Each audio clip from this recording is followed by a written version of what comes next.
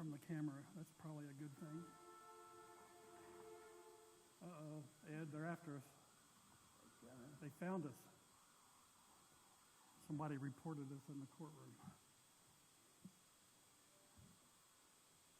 They're coming to take us away, to the funny farm.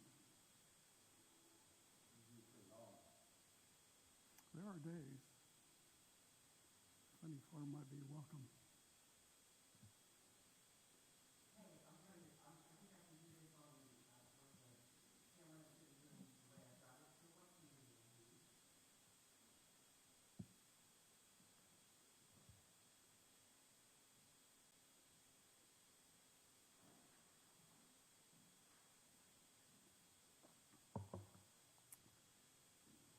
Is that Steve Whiter under that mask?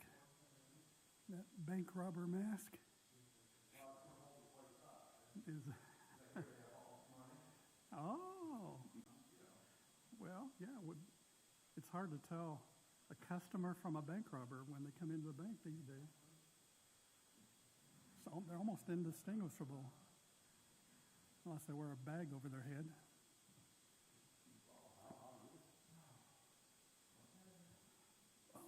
First 15 minutes, we're going to listen to the Shenandoah FFA. They're giving. Okay, we've got them on there. But we have to mute. Yes.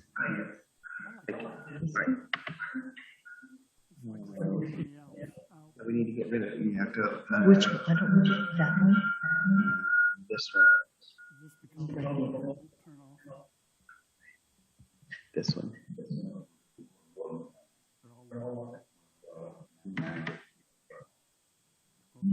Launch Zoom meeting right there. Oh yeah. Close that.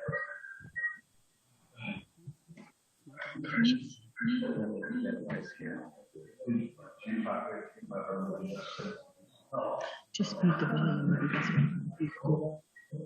Where? Right here. That microphone.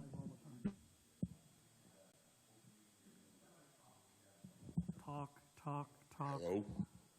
Hey. It's the Hoon ladies. 2 out of the 3 Hoon ladies.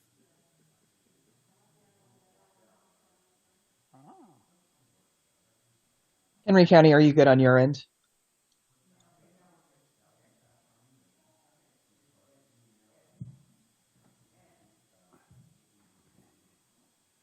If you are, I can't hear you.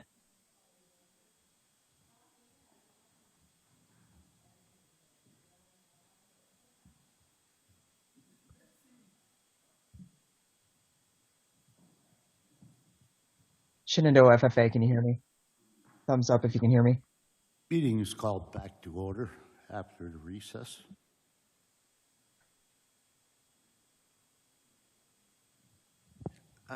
We have on Zoom, and hopefully everybody can see it in the live feed, Shenandoah's FFA is going to present, and I may let Betsy take over because I'm not sure exactly the description of what they're going to present, but FFA is going to present to us today. Sure. Henry County, can you guys hear me? Explain it. We'll turn it over to you guys. Yeah. Bobby, can you hear me? Yes, we can hear you. Okay, very good. Thank you, everybody. Thank you for all the details getting this set up. I super appreciate it. So Shenandoah FFA has done really well in a category called Ag Issues, and they won their district competition, and they're moving on to state to compete at Purdue at the state level FFA meeting, annual meeting this June. The issue they're going to be talking about today is solar energy, and they're talking about it from a variety of perspectives. This is their very first presentation on this issue. They are welcome for constructive feedback, and they are greatly appreciative of your time. So I'll turn it over to them now. Hi, everyone. My name's Tammy Starkey. I'm one of the 2 ag teachers here at Shenandoah, and we're just very thankful that you guys are able to listen to them today.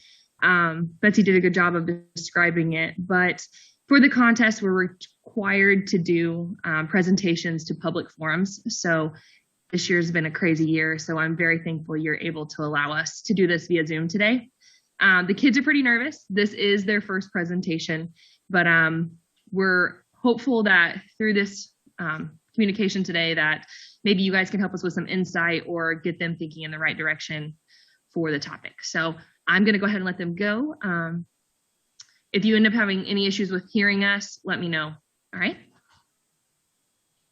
Good evening. I would like to welcome everyone to this Henry County Planning Commission's open forum. I am Commission Board Member Corey Allen, and I will be your host for what we hope is an educational and worthwhile meeting. The purpose of this meeting is to both explain and answer questions concerning the proposed Greensboro solar farm project. NetEra Energy, the world's largest solar and wind power company, has proposed a site that would encompass 700 acres of Henry County farmland with a goal of generating a potential of 100 megawatts and their effect of power. This forum will look at the pros and cons of solar farms and their effect on residents, specifically the farmers of Henry County. To accomplish this goal, we have asked for a panel board of the local experts to address questions the public has submitted concerning project financials, effects of a solar farm on agriculture, the moral issues of a solar farm, and finally, solar's effect on the environment. We will begin by asking Mr. Chase Mingle from NetEra Energy, the company behind the Greensboro project, and Ms. Danielle Bryant, our Henry County Farm Bureau member, to address the first question. Will Henry County residents, especially farmers, see financial benefits from the proposed solar farm? Mr. Mingle, would you please begin?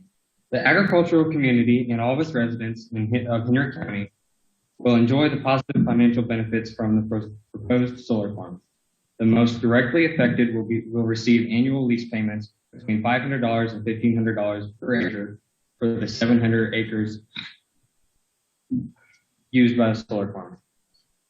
This totals $350,000 to over $1 million annually, more than the landowner would receive throughout normal agricultural production. Aside from the direct lease payment for the farmers involved, every resident should benefit from the lower electric bills. More impressive is the local employment picture for benefiting from 150 to 200 well-paying construction jobs. Finally, we estimate the project will generate an additional $23.5 million in additional revenue for the county that will benefit local roads, schools, and other infrastructure needs. Maybe even more of importance is the potential health benefits from a clean energy source. The financial benefits are so positive for Henry County, it's hard to imagine anyone objecting to the project. And yet, Mr. Mingle, there are many of us that have serious reservations concerning the solar farm. Everyone has heard the phrase, if it looks too good to be true, it probably is. That is exactly the situation we have here. I do not blame any farmer for taking the lease payment money, but you have to ask yourself, why is one of the most successful companies in America willing to lay out up to $25 million over a length of 25-year contract for land that they could have bought for approximately $3.5 million? Any farmer will tell you that this is business insanity and begs the question why. Farmers must also beware of seeing increased taxes on non-farmer income and far greater liability insurance needs. As to Mr. Mingle's other financial benefits, while the construction jobs sound good, they are only 6 months to 1 year length, with no guarantee that they're Henry County residents.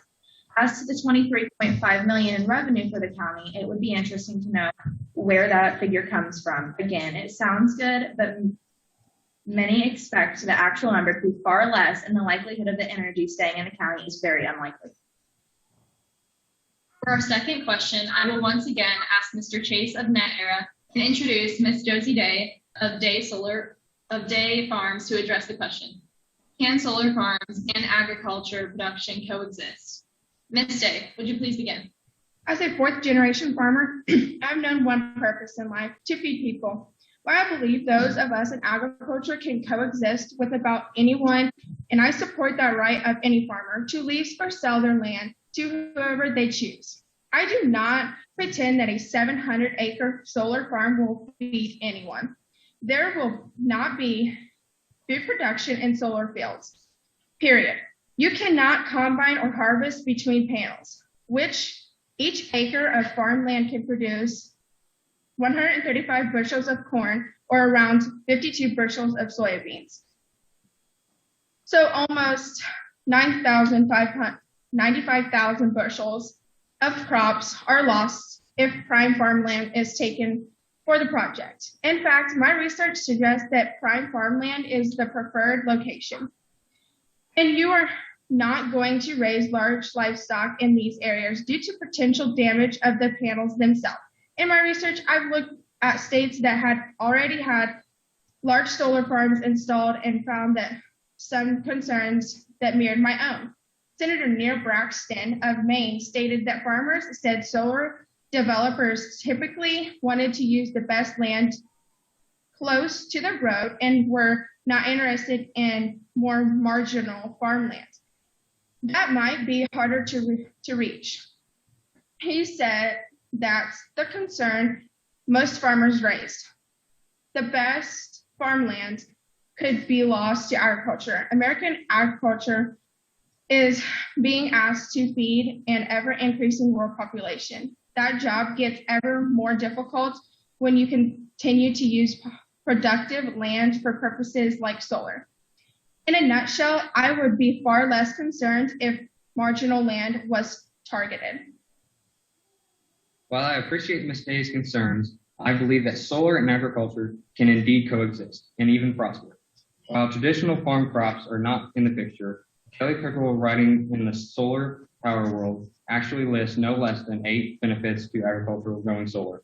These include reduced electricity costs, diversification of revenue, increased ability to install high-value, shade-resistant crops for new markets, marketing opportunities to a sustainably mindful audience, the ability to maintain crop production during solar generation to allow for nutrient and land recharge of degraded lands, the potential for water use reduction, and the potential to extend growing seasons.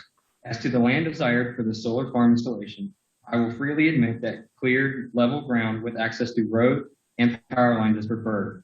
While marginal lands can and will be used if needed, it does cause problems. If the land has to be excavated during installation, it does increase construction costs and will ultimately result in a lower offer for the land lease. When it is all said and done, it's the individual farmer's decision. Our third question will be addressed once again by Ms. Day and by Dr. Carly Cooper, a professor of environmental science at Ball State University. Ladies, would you please address the following? Would the proposed farm be beneficial to the local Henry County environment?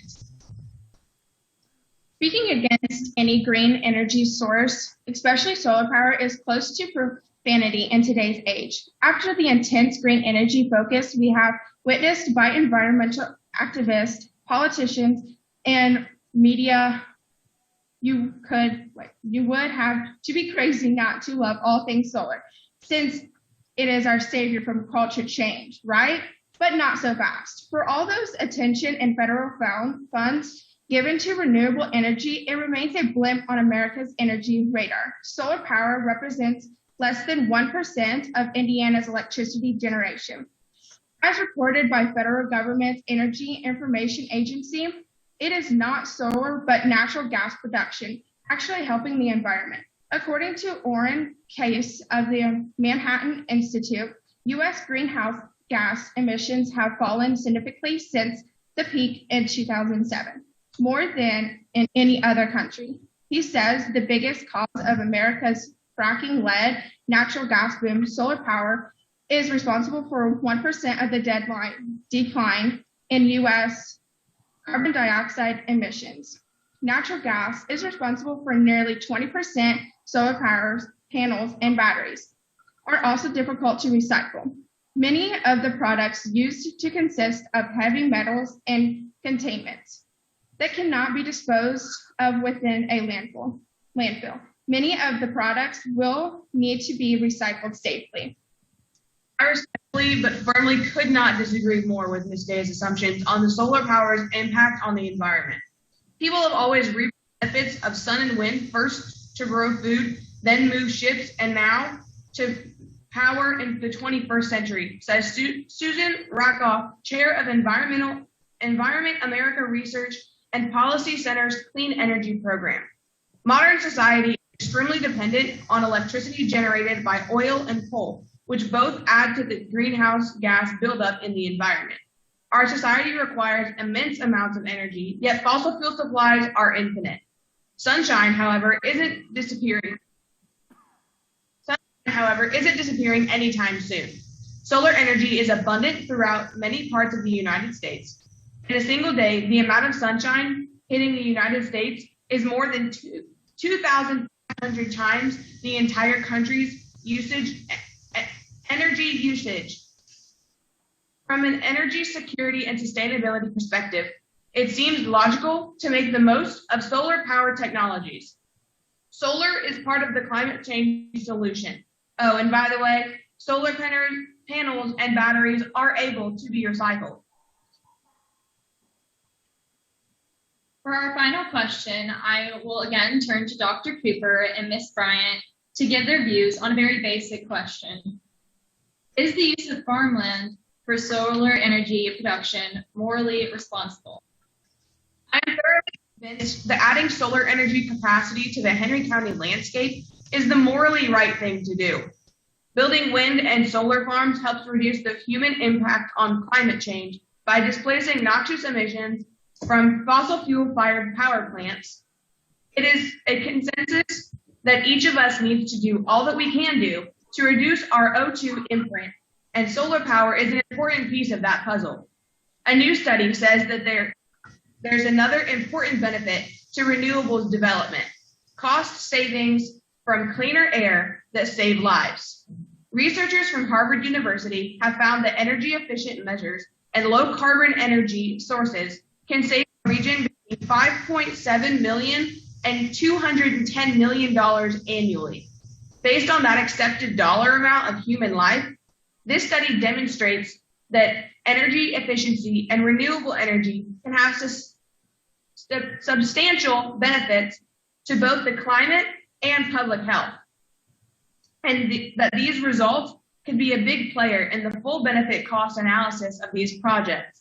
Study led by author Jonathan Buonocore, a research associate at Harvard Center for Health and Global Environment, said, "There should be no debate. Solar farms' positive benefits to our climate and health is just about as moral as it gets." Is it moral to spend millions of taxpayer dollars in a state where the sun only shines 28% of every year on an energy technology that produces less than 1% of our electricity? If I have to answer that question, then you've already set your opinion in stone. Never in the history of this country has more money been spent on less result. Several studies even suggest that solar is not a climate positive. A recent study reveals an aspect about solar energy we'd never expected or thought possible. It actually contributes to climate change. The study conducted by climate change research scientist Ox Hugh of the National Center of Atmospheric Research found that solar panels tend to cause regional cooling when converting to sunlight into electricity, and can increase urban area temperatures when electricity forms into heat. Finally, and maybe most importantly, taking some of the best farmland in the world out of food production is close to criminal. According to the United Nations World Food Program report, COVID-19 might have left up to 265 million people with acute food shortages in 2020. With the end not in sight, the moral thing to do is to let Henry County farmers do what they do best and help feed America and the world. Will agriculture in Henry County, Indiana benefit from a proposed solar farm? As is so often the case, every issue of importance has differing opinions. Our first question asked if the proposed solar farm would be financially beneficial. Mr. Mingle stated that the lease payments, job creation, and additional revenue would be a windfall for Henry County. Ms. Bryant responded that the lease payments made no financial sense, that job creation was short-lived, and additional revenue was questionable. The second question asked if solar farms and production of agriculture could coexist. Ms. Day stated that traditional crops would not work and prime farmland was unwisely targeted for the project. Mr. Mingle responded with multiple ideas that suggested farming and solar could coexist, and his thoughts on using marginal land versus plant development. Question 3 concerned solar's effect on the Henry County environment. Ms. Day was passionate that solar power had been overhyped, and its effect was so minimal that it was almost a non-factor. Dr. Cooper was just as adamant that solar power was a vital weapon to fight climate change and all its potential to harm humanity. Our final question asked about the basic but important question of morality as it relates to solar power. Dr. Cooper stated her case of the morality of solar sharing benefits in climate and in health. Ms. Bryant strongly objected to millions of taxpayer dollars being spent in Henry County with so little results, and went on to state that solar was shown to have negative climate effects. As we prepare to take questions, I would like to thank the panel for giving the Planning Commission and the audience so much to consider. It is our hope that we will make the right decision for the people of Henry County on the solar farm proposal.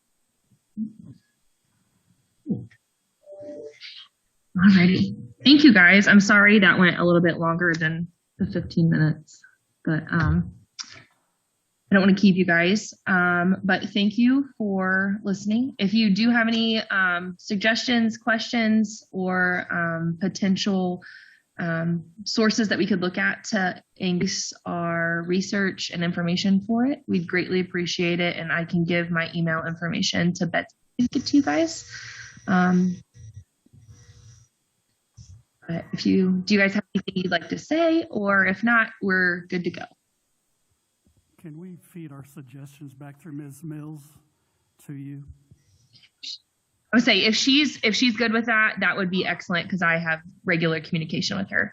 Absolutely. I'll be happy to compile all of that feedback and get it to you, Tammy. And I have my own as well. Anything else from Henry County? Yeah, can we spend a second to applause? Yeah. A lot of good preparation there, and we appreciate hearing both sides like you presented back and forth. So good first job, and I know you'll practice and won't even need your cue cards when you get up to national, so good luck. Oh, absolutely. Thank you. Yeah, well done, Shenandoah FFA, and thank you. Sorry, Bobby, go ahead. No, you're fine. I just was thanking them for taking the time to present their information. They did a great job. And thank you to my colleagues in the courtroom for allowing this. I truly appreciate it.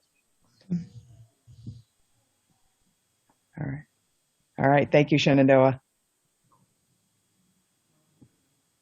Motion to adjourn. All those in favor? Aye. Aye. Commissioners' meeting is adjourned.